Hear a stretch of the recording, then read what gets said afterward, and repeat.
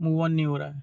I am giving you 5 steps to move on. पहला, reality accept करो, fantasy नहीं। आमतौर पे हम व्यक्ति को नहीं, उसके साथ जुड़े हुए सपनों को पकड़े हुए रहते हैं और उनके साथ ही जीने की कोशिश करते रहते हैं। खुद से ईमानदारी से पूछे, क्या रिलेशनशिप हेल्दी था? क्या दोनों एक दूसरे के लिए इक्वली कमिटेड थे? देखो, एक्सेप्टेंस हीलिंग का पहला कदम है। तो सबसे पहले एक्सेप्ट करो कि जो जाने वाला था वो जा चुका है।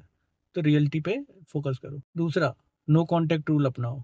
बार बार प्रोफाइल देखना, स्टेटस चेक करना, पुरानी चैट्स पढ़ना, अपने घावों को ताज़ा करना, ये सब बंद करो। सोशल मीडिया स्टॉकिंग तुरंत बंद करो। पुरानी चैट्स, फोटोज, जो कुछ भी आपको ट्रिगर करता है उन सबको सीमित करो। अगर चैट्स, पिक्स या जो कुछ भी है म्यूचुअल है, वो अगर आपको बार बार परेशान कर रहा है, ट्रिगर कर रहा है, आपको बार बार देखने के लिए विवश कर रहा है, तो उन सबको तुरंत ही डिलीट कर दो। देखो, डिस्टेंस केवल फिजिकल नहीं, इमोशनल भी होना चाहिए।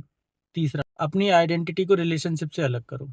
कई बार हम अपनी पहचान रिश्ते से जोड़ लेते हैं, तो उसको बंद करो। नई स्किल सीखो, फिटनेस, रीडिंग, जिम, ट्रैवलिंग, जो कुछ भी आपकी हॉबी है उस पर ध्यान दो। अपने करियर पर फोकस करो, पर्सनल ग्रोथ में इन्वेस्ट करो। जब आपका व्यक्तित्व बड़ा होता है तो पुराना दर्द अपने आप छोटे लगने लगता है। और अपना एम सेट करो तो वो आपको बहुत मदद करे। इमोशंस को दबाइए मत, एक्सप्रेस कीजिए। मूव ऑन का मतलब ये नहीं है कि दर्द महसूस ही ना हो। जर्नल लिखिए, डायरी लिखिए। अगर आपको कुछ परेशानी हो रही है, जो दर्द आपको हो रहा है, जो मेमोरीज आपको आ रही है, उन पे डायरी लिखना शुरू करिए।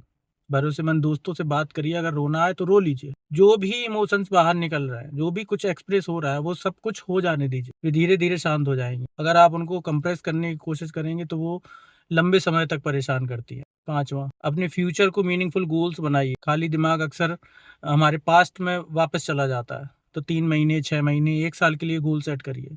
अपने जीवन का उद्देश्य बड़ा करिए। जीवन में नया कोई पर्पज आता है तो पुरानी कहानी धीरे धीरे एक चैप्टर की तरह लगने लग जाती है। तो चैप्टर नहीं, या फिर लेसन मानिए, लेसन मान के चलिए उसको। तो हमें उसको पूरी किताब नहीं बनाना है, हमें उसको सिर्फ एक लेसन की तरह याद रखना है। एक साइकोलॉजिकल फैक्ट है लास्ट में कि वो जब किसी व्यक्ति की याद से नहीं, बल्कि उससे जुड़ी भावनात्मक इमोशनल हैबिट से बाहर निकलने में सबसे ज्यादा समय लगता है। तो मूव ऑन का जो एम है वो ये नहीं है कि हमें किसी व्यक्ति को भूलना है, किसी इंसान को भूल ही जाना है। हमें भूलना नहीं है, बल्कि उसकी जो उससे जो आदत लगी हुई है वो आदत को बदलना है। अगर एक लाइन में कहा जाए तो जिसे खो दिया उसे भूलना जरूरी नहीं है, लेकिन उसके कारण खुद को खो देना ये बिल्कुल भी जरूरी नहीं है। तो ध्यान रखिए।